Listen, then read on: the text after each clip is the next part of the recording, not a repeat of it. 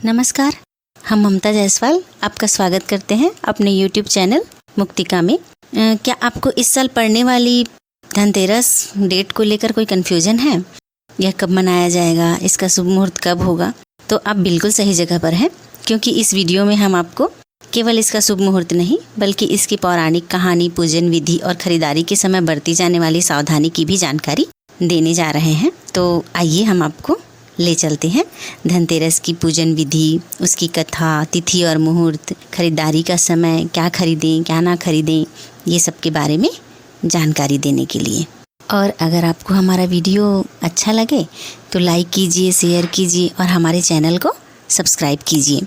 धनतेरस को धन त्रयोदशी भी कहा जाता है और यह हिंदू धर्म को मानने वाले लोगों के लिए एक शुभ अवसर है जो धन और समृद्धि के त्यौहार से संबंधित है। यह त्यौहार कार्तिक माह के 13वें दिन पड़ता है और 5 दिवसीय दिवाली के त्यौहार का शुरुआत करता है, यानी धनतेरस दीपावली त्यौहार की शुरुआत का पहला दिन है। धनतेरस का दिन लोगों के लिए पूजा करने और वित्तीय समृद्धि के लिए सबसे महत्वपूर्ण दिन होता है। इसमें हम भगवान कुबेर की पूजा करते हैं और दिए जलाते हैं। लोग इस दिन को अच्छे भाग्य के प्रतीक को मानकर सोने या चांदी की वस्तुएं खरीदते हैं। कोई भी त्यौहार हो या कोई भी इवेंट हो, उसे मनाने के पीछे कुछ कारण होते हैं।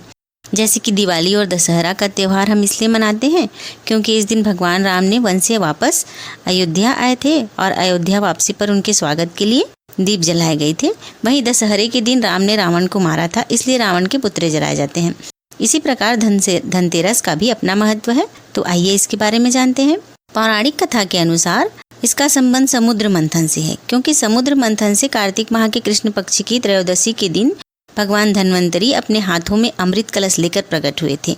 मान्यताओं के अनुसार सृष्टि में चिकित्सा विज्ञान के विस्तार के लिए भगवान विष्णु ने धन्वंतरी का अवतार लिया था और वे देवताओं के वैद्य भी हैं। इनकी पूजा करने से आरोग्य सुख यानी स्वास्थ्य लाभ मिलता है। जबकि इसके 2 दिन बाद लक्ष्मी जी समुद्र मंथन से निकली थी, जिस दिन दिवाली होती है।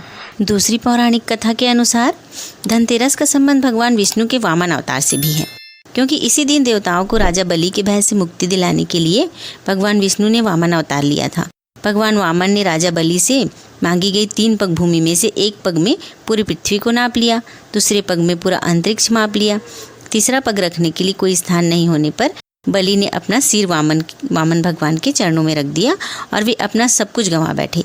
इस तरह बलि के भय से देवताओं को मुक्ति मिली और बलि ने जो धन संपत्ति देवताओं से छीन ली थी, उससे कई गुना धन संपत्ति देवताओं को मिल गया। इस कारण से भी धनतेरस मनाया जाता है। अब बताते हैं आपको धनतेरस का महत्व क्या है। तो ऊपर जो हमने कथा बताई उसके अनुसार जब भगवान विष्णु के अवतार भगवान धन्वंतरी प्रकट हुए, तब उनके हाथों में अमृत से भरा कलश यानी कि घड़ा था। लिहाजा इस दिन बर्तन खरीदने के साथ साथ सोने और चांदी से बने आभूषण को भी खरीदने की परंपरा बन गई। मान्यता है कि धनतेरस तिथि का 13 अंक से खास कनेक्शन है, क्योंकि इस दिन खरीदी गई जो भी चीज़ है वो 13 गुना ज़्यादा फल देती है। ये भी कह सकते हैं कि इस दिन शुरू किया गया काम 13 गुना सफलता दिलाता है। इसके साथ ही हिंदू संस्कृति में माना जाता है कि देवी लक्ष्मी केवल साफ सुथरे घर में प्रवेश करती है, इसलिए धनतेरस पर लोग देवी लक्ष्मी को अपने निवास में आकर्षित करने और आमंत्रित करने के लिए अपने घरों की सफाई करते हैं, दिए जलाते हैं, रंगोली बनाते हैं और प्रवेश द्वार पर तोरण लगाते हैं। कई लोग रात में भगवान यमराज की भी पूजा करते हैं और उनका आशीर्वाद पाने के लिए दीप जलाकर प्रार्थना करते हैं। तो आइए जानते हैं कि इस बार धनतेरस की तिथि और शुभ मुहूर्त क्या है। तो इस साल धनतेरस 10 नवंबर की दोपहर 12:35 बजे से शुरू होगा और 11 नवंबर की दोपहर 1:57 बजे समाप्त हो जाएगा। पूजा का शुभ मुहूर्त शाम 6 बजे से लेकर रात 8 बजे तक करीब 1 घंटा 58 मिनट तक रहेगा। हालांकि तिथियों की हेरफेर की वजह से जो लोग धनतेरस का उपवास रखते हैं वह 11 नवंबर को ही रखेंगे, क्योंकि 11 नवंबर की शाम तक प्रदोष काल है। धनतेरस पर पूजन विधि क्या है। तो अगर आपको धनतेरस के दिन भगवान धन्वंतरी, देवी लक्ष्मी और भगवान कुबेर देव की पूजा प्राप्त करनी है, कृपा प्राप्त करनी है, तो आपको ऊपर बताए शुभ मुहूर्त पर पूजा की शुरुआत करना चाहिए। इस दौरान सबसे पहले आपको कुबेर देव और भगवान धन्वंतरी के चित्र की स्थापना करनी चाहिए। साथ ही माता लक्ष्मी और भगवान गणेश की भी मूर्ति स्थापित करनी चाहिए। फिर सभी देवताओं को तिलक लगाएं, पुष्प, फल, मिठाई आदि अर्पित करें और दीपक जलाएं।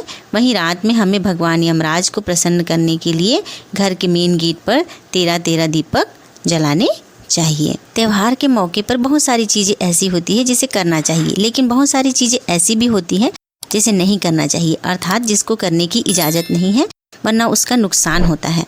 तो आइए हम जान लेते हैं कि धनत्रयोदशी पर क्या खरीदना चाहिए और क्या नहीं खरीदना चाहिए। मान्यता है कि भगवान धन्वंतरी का धातु पीतल है, इसलिए इस दिन पीतल के बर्तन को खरीदना शुभ माना जाता है। पीतल के अलावा आप धनतेरस के दिन सोने, चांदी और तांबे के सामान के साथ साथ बर्तन को भी खरीद सकते हैं, क्योंकि ये चीज़ें आपके घर में आरोग्यता और समृद्धि लेकर आती हैं। इस दिन झाड़ू खरीदना भी शुभ माना जाता है, क्योंकि झाड़ू को माँ लक्ष्मी का प्रतीक माना जाता है और नई झाड़ू को लाने से लक्ष्मी माता का आगमन होता है। इसके अलावा आप पान के पत्ते, धनिया, लक्ष्मी चरण, लक्ष्मी गणेश जी की प्रतिमा, खील, बतासे, नए वाहन या मशीनरी सामान को भी खरीद सकते हैं। धनतेरस का मतलब यह नहीं कि आप इस दिन सभी चीज़ों की खरीदारी कर सकते हैं, बल्कि ऐसी चीज़ें भी होती हैं जिन्हें अशुभ माना जाता है और माता लक्ष्मी अगर इन्हें घर लाए तो नाराज हो जाती है। तो धनत्रयोदशी के दिन चीनी मिट्टी के 100 पीस और लोहे के सामान को नहीं खरीदना चाहिए, क्योंकि लोहे को शनिदेव का कारक माना जाता है जो अशुभ है। दिवाली से 2 दिन पहले एल्यूमिनियम के बर्तन, सामान या नुकीली और धारदार चीज़ें जैसे कि चाकू, कैंची, पिन, सुई, ये सब नहीं खरीदना चाहिए। प्लास्टिक का सामान और कांच का बर्तन भी नहीं खरीदना चाहिए, क्योंकि कांच का संबंध राहु से होता है, इसलिए धनतेरस के दिन कांच खरीदने से बचना चाहिए। धनतेरस के दिन क्या करना चाहिए? तो धनतेरस के दिन आपको सबसे पहले सुबह उठकर घर की सफाई करनी चाहिए और घर से ऐसी चीज़ों को हटा देना चाहिए जिनका आप इस्तेमाल नहीं कर रहे हैं। यानी आप अपने घर की कबाड़ वस्तुओं या फिर जिन गैर जरूरी चीज़ों का इस्तेमाल नहीं कर रहे हैं उन्हें घर से बाहर कर दें। आपको इस दिन अपने घर की सजावट फूलों से करना चाहिए और घर पर चांदी लाना चाहिए। इसके साथ ही माता लक्ष्मी की पूजा करते हुए उन्हें कमल पुष्प अर्पित करना चाहिए। यह कार्य शुभ माना जाता है। इस दिन क्या नहीं करना चाहिए? धनतेरस के दिन क्या नहीं करना चाहिए? तो धनतेरस के दिन नई झाड़ू लाई जाती है, क्योंकि झाड़ू को लक्ष्मी का प्रतीक माना गया है। झाड़ू आपके घर से दरिद्र या गंदगी को हटाती है, इसलिए आपको इस दिन झाड़ू पर अपना पैर नहीं रखना चाहिए। आप धनतेरस के दिन मांस, मीट या शराब आदि का सेवन ना करें, क्योंकि इसे अशुभ माना जाता है और घर में बरकत नहीं आती है। आपको किसी से झगड़ा नहीं करना चाहिए और घर के माहौल को खुशनुमा रखना चाहिए।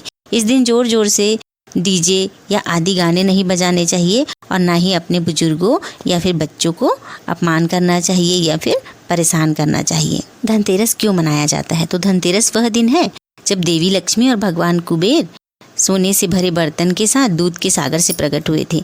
यह दिन समुद्र मंथन से निकले भगवान धन्वंतरी की पूजा करने के दिन के रूप में भी याद किया जाता है।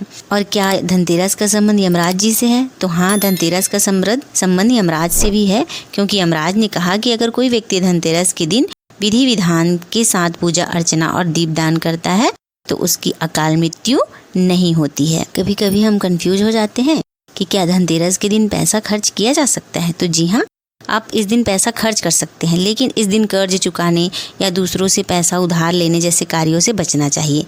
प्रतीकात्मक रूप से यह दिन रसीदों का होना चाहिए, डेबिट का नहीं।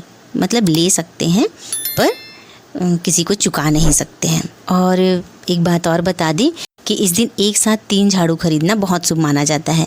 इस दिन लाई गई झाड़ू को कभी भी खुला ना रखें। माना जाता है कि इससे घर में कलह होती है, इसलिए धनतेरस के दिन लाई हुई झाड़ू को हमेशा ढक कर रखना चाहिए। प्राचीन शास्त्रों और धार्मिक ग्रंथों मान्यताओं के मुताबिक धनतेरस के दिन 13 दिए जलाए जाते हैं। ये 13 दीप भगवान कुबेर को समर्पित हैं, जिन्हें धन, कीमती सामान और वैभव का स्वामी माना जाता है। तो इस तरह से हमने आपके लिए ये जो वीडियो है धनतेरस का वो लाया, और इसके बाद हम आपके लिए छोटी दीपावली और दिवाली का भी वीडियो लाएंगे। तो आप इसे ज़रूर सुनें और शेयर ज़रूर करें और हमारे चैनल को सब्सक्राइब भी करें। प्लीज़ हमारे चैनल को सब्सक्राइब करें और वीडियो को लाइक और शेयर करें। धन्यवाद।